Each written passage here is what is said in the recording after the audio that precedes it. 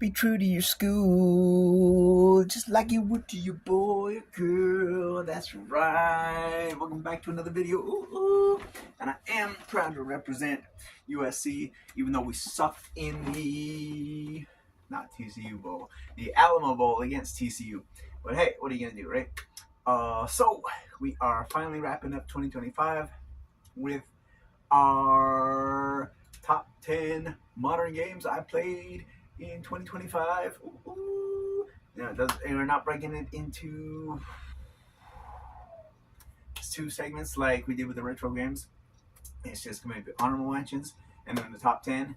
And then what we're looking forward to playing this year, which reminds me, one second.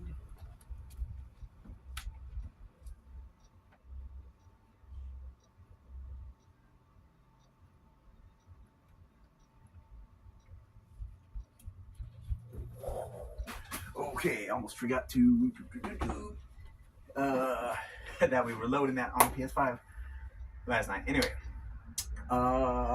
start off with a couple of honorable mentions. Should have got my proper list here instead of posting notes. So, honorable mention number one goes to Uncharted 2. Honorable mention to Uncharted 2 Among Thieves.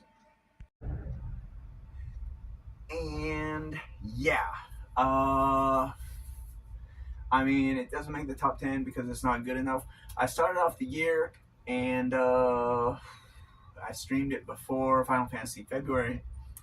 And I mean, the story's good. I just thought it dragged on a little bit too long. 26 chapters is a lot.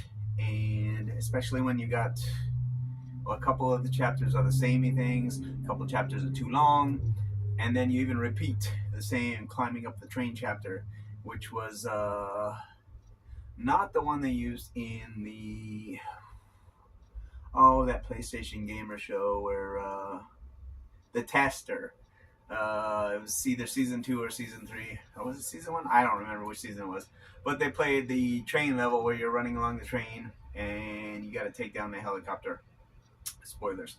Anyway, it was good. It just had its problems and it didn't speak to me like the first one did. But I still need to play it and go for that platinum. But anyway, we'll see. Also, the next honorable mention we're gonna do is Spider-Man Miles Morales. Boom. And honorable mention to Marvel Spider-Man Miles Morales. Now, this game, I thought it was great, but very much the same as Spider-Man.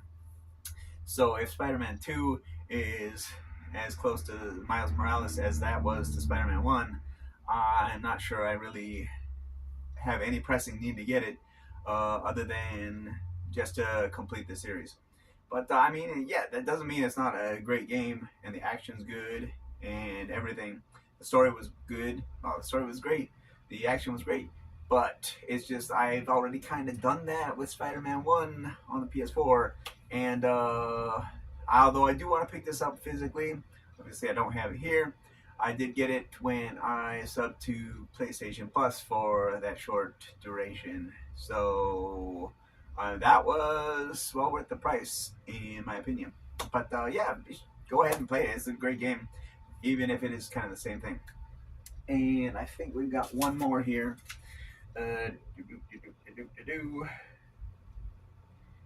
No, that's it for honorable mentions. So moving on to number 10.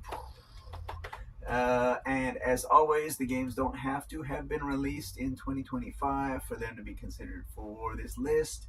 These are the modern games I played last year. So, that being said, number 10 is... What is it? Actually, it's kind of a tie, kind of not, because throughout the year we've been playing Jackbox 10 online game night. And I mean, while it's pretty good, Jackbox 11 just released at the end of the year, and we did play that. There's an RPG game there which we played, and I think there was another one. But so usually I don't go that late to have it considered for the list. So I guess that would be the honorable mention. And Jackbox 10 as a fun party pack game for your game nights in person or online or whatever you got is the number 10 game I played last year. Boom. Well, here's the front screen for Jackbox 10, and the same for Jackbox Party Pack 11. Okay, do we finally get into stuff? I believe we do. Coming in at number 9, uh, just like the other one. We got Jurassic Park the game, Telltale. Wait a second. This didn't make the list. No, my bad. Okay. Reverse. Back it up. Okay, this is honorable mention number 3. This did not make the list, but it is physical. Why did this not make the list? Because I think this was one of their first games, or maybe not their first, but it did come out before they really fine-tuned the formula with The Walking Dead and The Wolf Among Us. Great games, and I would put those on Game of the Year lists if I haven't in the past. But yeah, it's not as refined. It's a little too quick with some of the stuff. I mean, you die pretty easily in this, and there is an achievement, I believe, for starting and playing through the entire game without dying, and obviously that would be very annoying, and I don't want to do that. But yeah, it's still a good game and a pretty good story, and it gets the third honorable mention here for 2025. Okay, so we got our 3 honorable mentions. We got number 10, we said. We got our list here because apparently I can't count. Okay, number 9, and I am maybe not prepared for this video, but I'm grabbing my Switch because we are gonna show the number 9 game I played in 2025, and this was just recently announced as a physical for the Switch. But I don't know if you can see that, but that is Melatonin there. And Melatonin is the number 9 game I played last year. Number 9 here, we got Melatonin. Very purpley, just like Melatonin. And here's the baseball mini game. And some weird flying thing shooting food at you that you gotta eat. So, pretty neat, pretty fun. So yeah, Melatonin. It's sort of a collection of games. Get organized over there. So there's a baseball segment, and it's rhythm based. So and it's very purpley, as you can see. But so there's one stage where he's throwing food at you, like donuts and burgers, and you have to eat that in time with the rhythm. There's the baseball game I mentioned where you're hitting a ball in rhythm, and so it goes through different segments of his day, like school life and work. I think he's got a part-time job, and he's just on the couch dreaming about all these things. And at the end, it sort of ties them all together. Actually, each level ties them all together in like a final test, and then the game ties it all together in a final test for all the stages, and it's really cool. So I had fun. I like the rhythm games. I like Purple. You should check Melatonin out if you get the chance. And let's see, number 8. Oh, that's right. Okay, we got another online only one, but this one's hella fun, and I don't know why I didn't play it until now. But the number 8 game I played in 2025 is Fall Guys. Yep, here we got number 8, Fall Guys. That was one of the loading screens while I was playing. And I guess that's one of the levels, but they must have changed to photo mode because it's facing the thing. And there's one more. Really fun game. So, if you follow me over on Twitch, you'll know I have been streaming that from time to time, in between other games or 31 days or stuff like that. Kind of like filling the gaps, but not really because it's fun and you can pick it up and play it whenever you want. So, I mean, that's a great game as long as, and I know I mentioned this on stream last night, but as long as the servers stay up. So hopefully the community will stay engaged. We can keep playing. I think some of them, like you have to win 5 games in a row to get the platinum. That would be annoying, but that's not the goal. The goal is to have fun, and Fall Guys definitely does that. I first saw it when GM Hikaru was streaming that instead of chess for some reason, and I was like, "Oh, that looks like an awesome, fun game." And it wasn't until I got the PS5 here, it's like, oh, well, let's check it out if it's free and you can stream it for free, and why not? And we did. So Fall Guys gets the number 8 game I played in 2025. Ooh.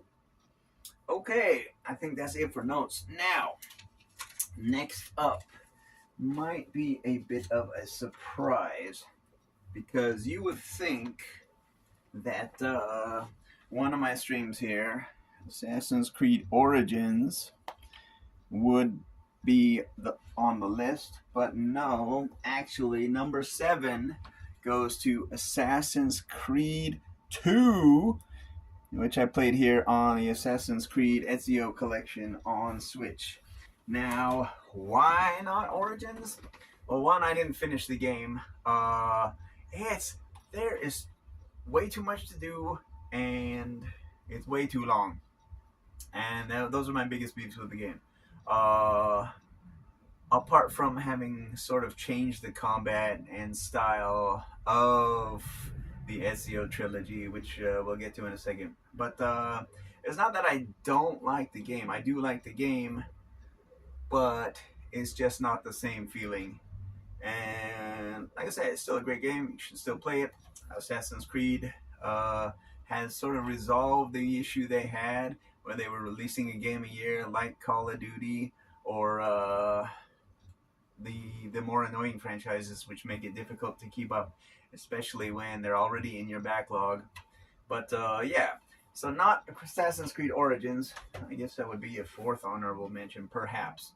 Or maybe we'll add it to the list if we actually beat it this year. But Assassin's Creed 2 did make the list, and mostly because I wanted to talk about it.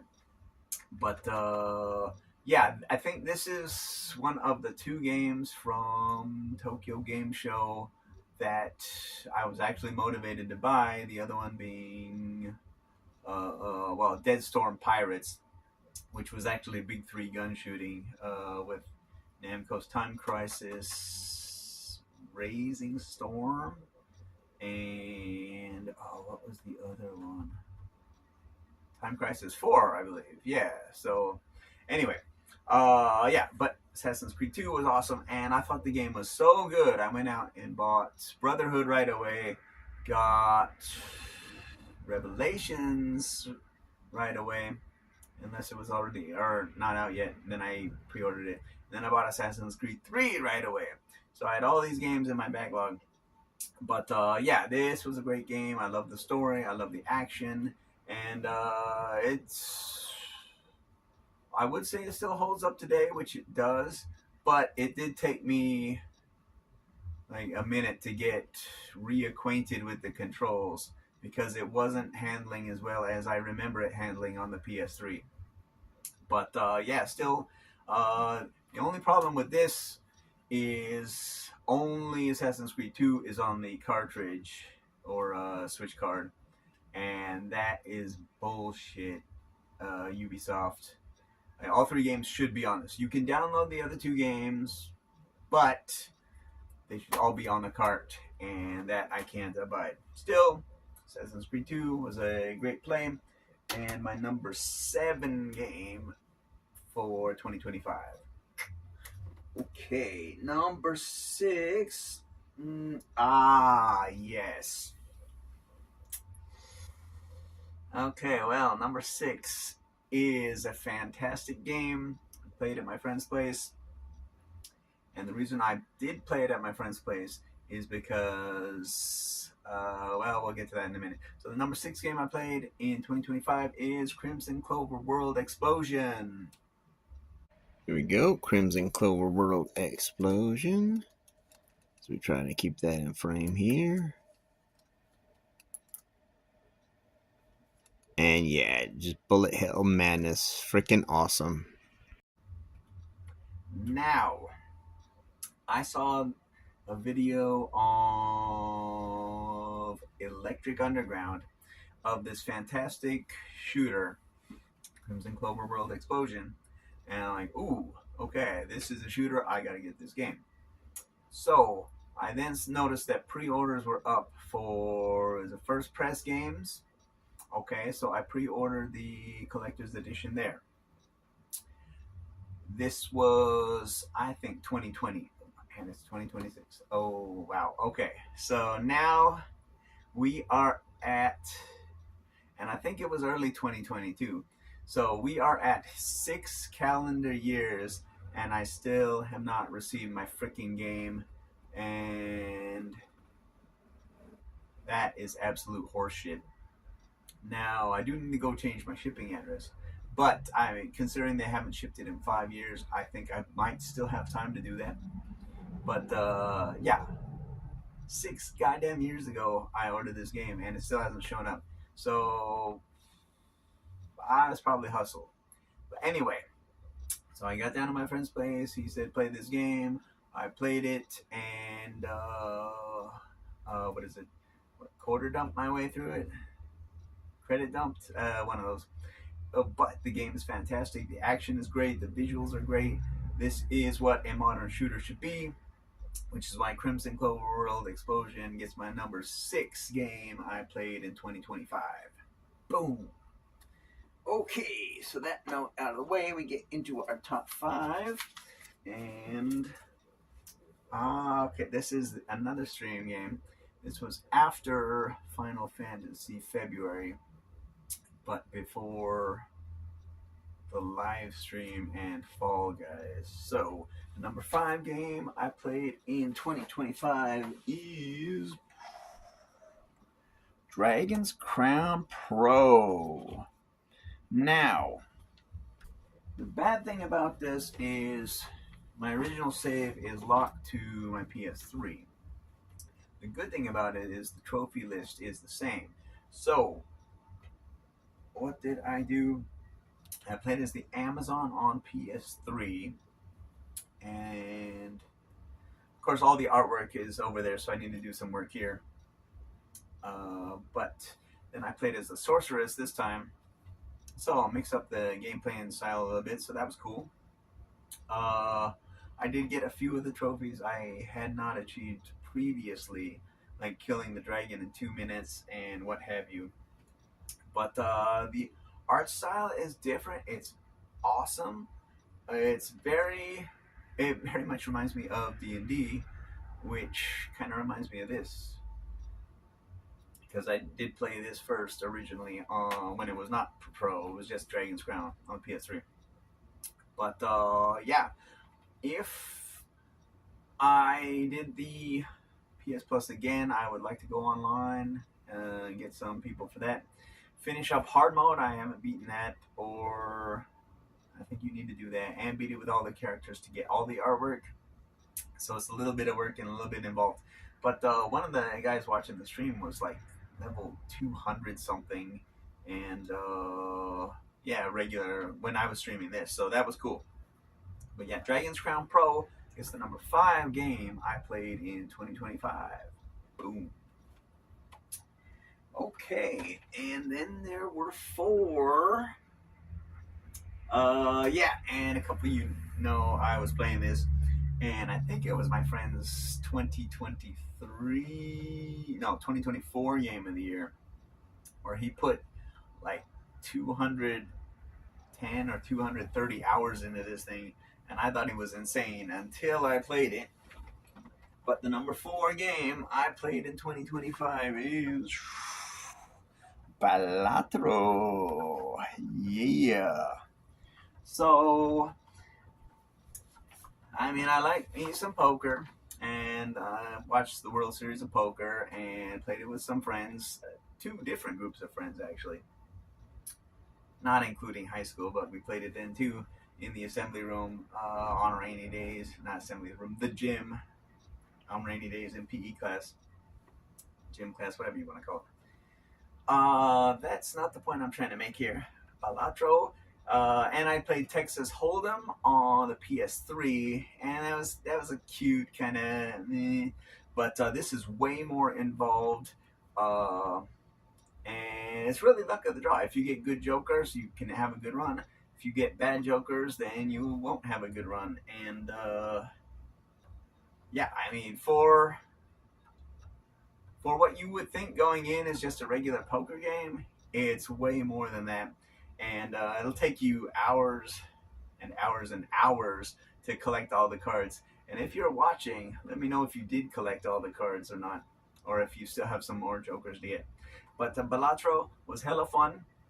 Uh, it did run into some other stuff, so I couldn't play it as long as I would have liked. But maybe we'll pop it in this year as one of the possibly 100 games we played or we want to play this year. But Balatro gets the number 4 game I played in 2025.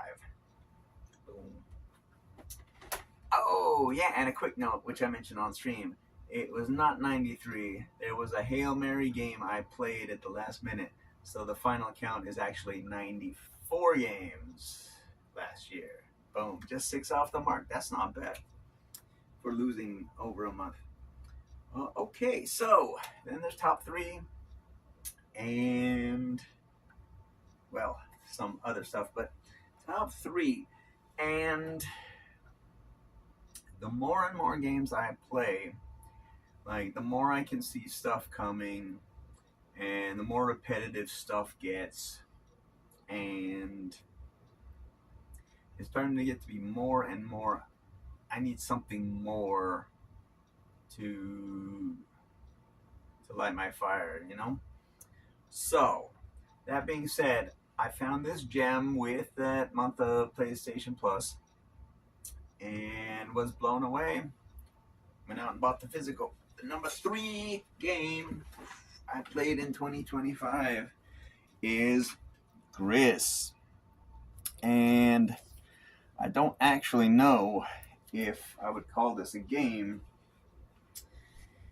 as opposed to calling it art. And excuse me for a second.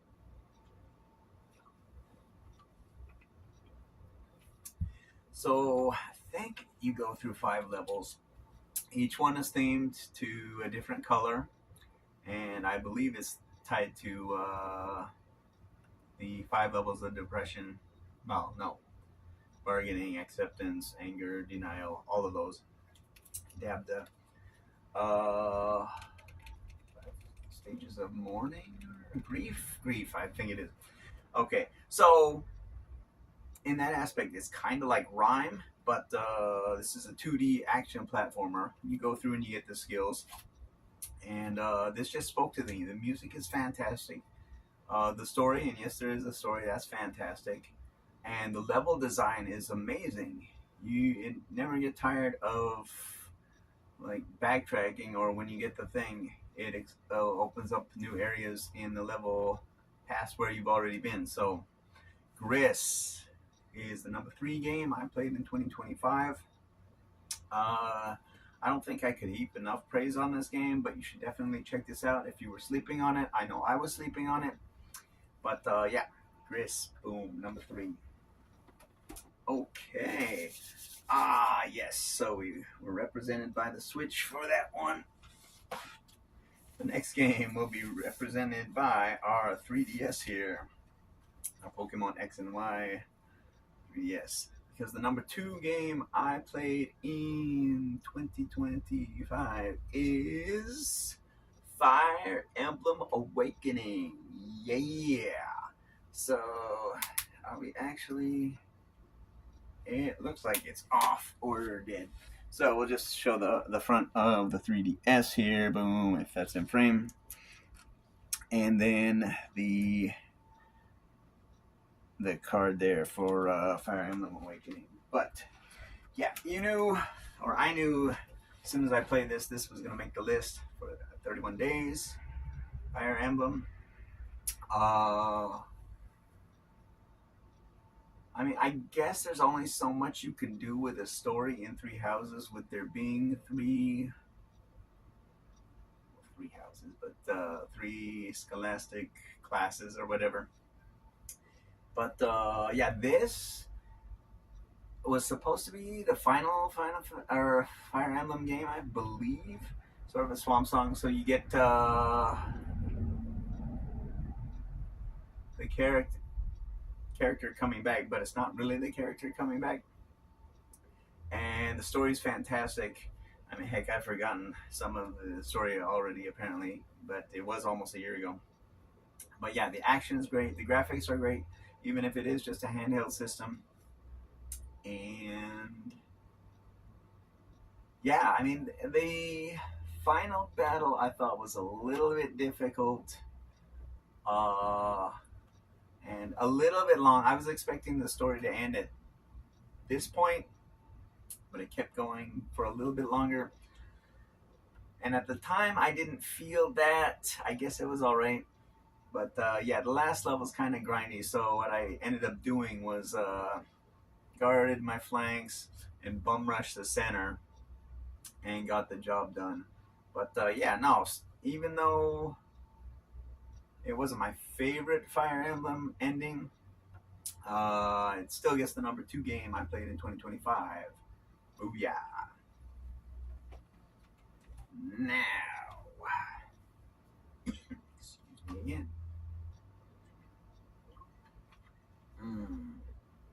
So, and here's the debate I had earlier in the thing. So, represented by my Switch, you got Fire Emblem Three Houses. So, I mean, I talked about this during 31 days. Was my game of the year in 2019. Okay, and it was another fantastic run. This time I played as the Golden Deer in hard mode or permadeath, one or the other, probably hard mode. And it was freaking awesome. I still love the game just as much as I did the first time through. That would have been 6 years prior. And I'm so glad it was part of 31 days. And I'm glad I got to play the, not Lone Wolves DLC, Ashen Wolves DLC. And threw that into the story as well. So, there's that. Then, in June, I began my second playthrough of Stellar Blade, which, of course, was my game of the year last year. So awesome graphics and action, and I even got better, so I enjoyed the game much more and the combat much more than I did last year, if that's even possible. So what do you do when you play one game of the year and another game of the year in the same year? And I had this dilemma for most of last year until something happened in October, and the game of the year for 2025 goes to Resident Evil 8 or Resident Evil Village. And giving this my game of the year might surprise you because, as you know, I've always said I'm not the biggest Resident Evil fan, and yet it's my game of the year. So, this actually, I mean, I talked about emotion earlier, how Gris had me feeling emotions, and it's art. This game had me feeling emotions. I was terrified, running for my life from Lady Dimitrescu, and that was just the beginning of the game. I was absolutely horrified by that creepy ass doll in the Bernadette. No, that's probably not her name. But that section, that creepy ass dollhouse. So I would not want to play that section again. That stupid baby is just freaks you out. Ooh, okay, but yeah, this game, on top of the graphics and the action and everything in the story, uh, and yeah, I would run from the enemies as I streamed all of it. I would run, and then some of them are dumb, so they reset, and I go out there, pop them a couple more times, run and hide again, and ammo. I did run into some ammo problems, so yeah, it was challenging, but it was a great time. And Resident Evil Village is the best game I played in 2023. Or, well, it gets Game of the Year. I don't know if it's the best game I played. Like I said, we got Fire Emblem Awakening, we got Stellar Blade. But it's my Game of the Year for 2025. Boom. Okay, so that was 2025. Let me know the best games, your favorite game you played, a modern game you played in 2025. Doesn't have to be released last year. And then this year, what I didn't play last night, I did play Fall Guys, but this game here took about an hour to install. We got Baldur's Gate 3. And I wanted to fire that up because I am really, really invested in Dungeons and Dragons right now. And I wanted to keep that trend going. So I'm going to be playing that for some of the time. And don't get too excited by this. But we're also going to fire this up on the Switch.